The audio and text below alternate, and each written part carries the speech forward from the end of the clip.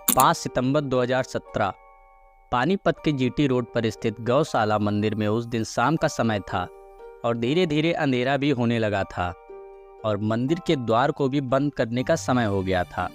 और एक आदमी द्वार को बंद करने के लिए आता है और जैसे ही वो एक कमरे का दरवाज़ा बंद करता है तभी उसकी नज़र बेड के गद्दों पर पड़ती है जो कि नीचे फर्श पर पड़ा था और उस पर कोई लेटा था। लेकिन जैसे ही वो आदमी थोड़ा पास जाकर देखने की कोशिश करता है तो उसके रोंगटे खड़े हो जाते हैं क्योंकि उस कमरे में किसी की लाश पड़ी थी और ये देखने से लग रहा था कि ये कोई लड़की की लाश है और उसका चेहरा पूरा तेजाब से जला हुआ था। इसके बाद उस व्यक्ति ने फ़ोन करके इस घटना की जानकारी तुरंत पुलिस को दी। फिर नज़दीकी पुलिस स्टेशन से एक पुलिस की टीम मौके पर पहुंचती है और लाश को देखते ही पुलिस समझ गई थी कि कातिल बहुत शातिर है और सबूत मिलना काफ़ी मुश्किल है क्योंकि कातिल ने उस लड़की की पहचान गायब करने के लिए उसके चेहरे को तेजाब से जला दिया था। बजाय इसके पुलिस ने इन्वेस्टिगेशन को आगे बढ़ाया और छानबीन करना शुरू कर दिया। लेकिन अचानक घटना स्थल पर ही पुलिस को सबूत के तौर पर एक फ़ोन, आधार कार्ड और कॉलेज की आईडी कार्ड भी मिला। आधार कार्ड के जरिए पता लगा कि लड़की का नाम ज्योति है जो कि पानीपत के बराना नामक गांव की निवासी है और ज्योति आर्य कॉलेज की बीए फाइनल ईयर की एक स्टूडेंट थी। इन सब सबूतों से तो यही लगता था कि शव ज्योति का है और इसी फ़ोन से ज्योति के घर वालों का नंबर भी निकाला जाता है और वहीं से उसके बाद पुलिस ने ज्योति के घर वालों को कांटेक्ट किया। उधर से ज्योति के घर वाले काफ़ी ज़्यादा परेशान थे क्योंकि ज्योति सुबह से 9 बजे कॉलेज के लिए निकल गई थी और अब शाम हो गया था और ज्योति घर नहीं पहुंची थी।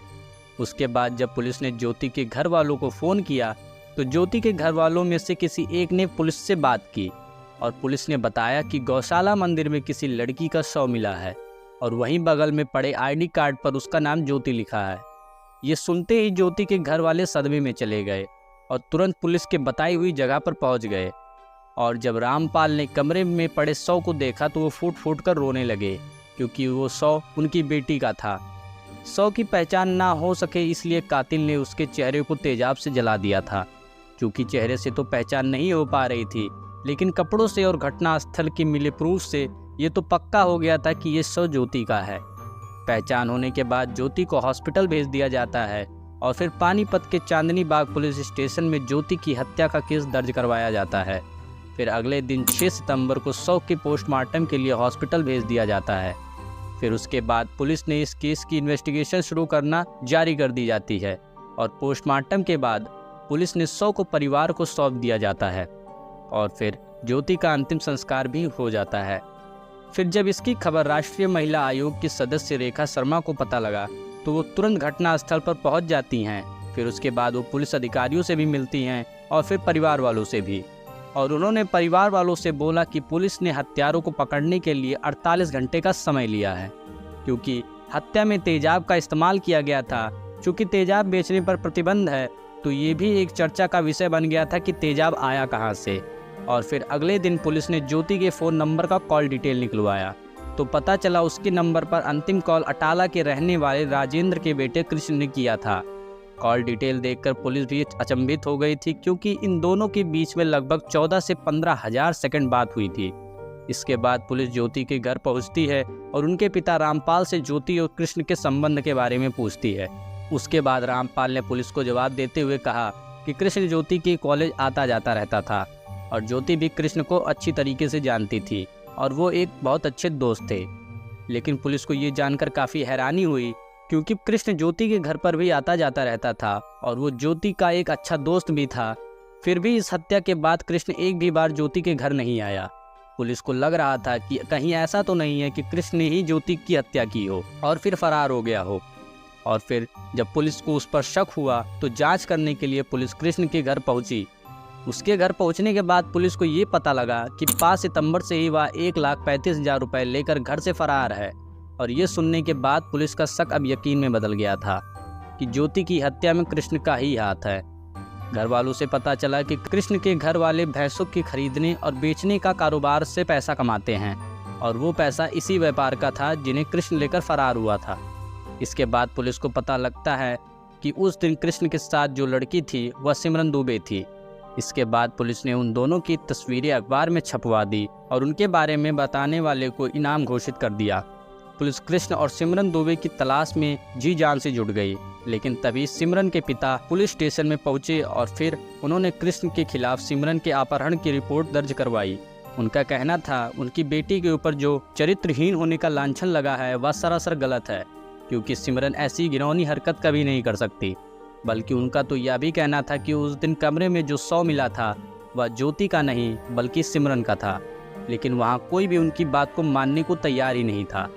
सिमरन के पिता का कहना था कि मृतका के कान में बाली और हाथ में बंधा हुआ धागा था, वह ज्योति का नहीं बल्कि सिमरन का था। लेकिन पुलिस उनकी बात को इतनी सीरियस नहीं लेती है और फिर कृष्ण और सिमरन की लोकेशन ढूंढने में लग जाती है, लेकिन फ़ोन बंद होने के कारण उन दोनों का लोकेशन का कोई पता नहीं लग रहा था। फिर जैसे ही फ़ोन ऑन हुआ उन लोगों की लोकेशन शिमला में पाई गई। लोकेशन पाते ही CIA प्रवीण कुमार अपनी टीम के साथ तुरंत शिमला रवाना हो गए और शिमला पहुंचते ही स्थानीय पुलिस की मदद लेकर वह हर होटल को चेक करने में लग गए और सैकड़ों होटल देखने के बाद को आखिरी में वह होटल मिल ही गया जहां पर वो दोनों ठहरे हुए थे। उसके बाद पुलिस वालों ने होटल के रजिस्टर को चेक किया जिसमें कृष्णा और सिमरन नाम का कोई भी कस्टमर नहीं था, लेकिन फिर उनकी नज़र अचानक एक नाम पर पड़ी जिस पर लिखा था श्याम और राधा, जिसका एड्रेस पानीपत का था। कृष्ण और सिमरन ने बाकी सब कुछ सही कर दिया था, लेकिन वह लोग अपने इस एड्रेस की वजह से फंस गए और यहीं पर पुलिस वालों को इन दोनों पर शक हो गया। इसके बाद जब पुलिस कमरे की तलाशी लेती है तो वह दोनों वहीं पर मौजूद थे और पुलिस को देखकर एकदम सन्न हो जाते हैं। फर्श पर कृष्ण बैठा था और बेड पर सिमरन की जगह ज्योति बैठी थी, यानी जिस शव को सब ज्योति समझ रहे थे वह सिमरन थी। इसके बाद पुलिस उन दोनों को पकड़कर पानीपत ले आई। फिर इन दोनों को SP राहुल शर्मा के सामने पेश किया गया। वहीं इन दोनों को देखकर SP भी एकदम सन्न रह गए, क्योंकि वह जो समझ रहे थे वैसा बिल्कुल भी नहीं था। फिर उसके बाद SP राहुल शर्मा ने ज्योति के पिता रामपाल को बुलवाया और जैसे ही रामपाल थाने में पहुंचे और वो अपनी बेटी को सामने से देखते हैं तो वहीं पर अपना सर पकड़कर बैठ जाते हैं। इसके बाद पुलिस ने अपनी कार्रवाई आगे बढ़ाते हुए उन दोनों से पूछताछ जारी कर दिया और पहली पूछताछ में ही उन दोनों ने अपना जुर्म कबूल कर लिया। इसके बाद पुलिस वालों ने इन दोनों को कोर्ट में पेश किया और फिर अधिक जानकारी पाने के लिए इन दोनों को 4 दिन के लिए पुलिस रिमांड पर लिया। इसके बाद पुलिस ने काफ़ी कड़ी कार्रवाई करते हुए उन दोनों से सच बुलवाना शुरू कर दिया और उसके बाद जो सच सामने आया वो सुनकर पुलिस के भी कान खड़े हो गए। दरअसल 20 वर्षीय सिमरन दुबे हरियाणा के जिला पानीपत के थाना नगर के मोहल्ले आज़ाद नगर के रहने वाले आलोक दुबे की बेटी थी। वह अपने 4 भाई बहनों में सबसे बड़ी थी। SD कॉलेज में BA सेकेंड ईयर की छात्र थी और बनाना की रहने वाली ज्योति आर्य डिग्री कॉलेज में पढ़ती थी। साथ ही साथ ये दोनों NSS की सदस्य भी थी और फिर यही उन दोनों की दोस्ती हो गई थी। और फिर 7 जनवरी को SD डिग्री कॉलेज का NSS का कैंप आर्य डिग्री कॉलेज में लगा हुआ था। तो उस कैंप का अध्यक्ष SD कॉलेज में पढ़ने वाला कृष्ण था, जो BA फाइनल ईयर में पढ़ाई कर रहा था। वह गांव अटौला का रहने वाला था और कृष्ण अपने घर में सबसे बड़ा था। पूछताछ में पता लगा कि कृष्ण शुरू से ही पढ़ने लिखने में उतना ध्यान नहीं लगाता था और इसी कैंप के दौरान उसकी मुलाकात सिमरन और ज्योति से हुई थी और यहीं से ज्योति और कृष्ण की नज़दीकियाँ बढ़ गई और इसके बाद दोनों मिलना शुरू कर दिए और धीरे धीरे एक दूसरे को प्यार करने लगे और ये प्यार इतना बढ़ गया था कि इन दोनों ने शादी करने का फैसला कर लिया। लेकिन ज्योति और कृष्ण की जाति अलग अलग थी, जिससे ज्योति जानती थी कि ये शादी हो पाना बहुत मुश्किल है।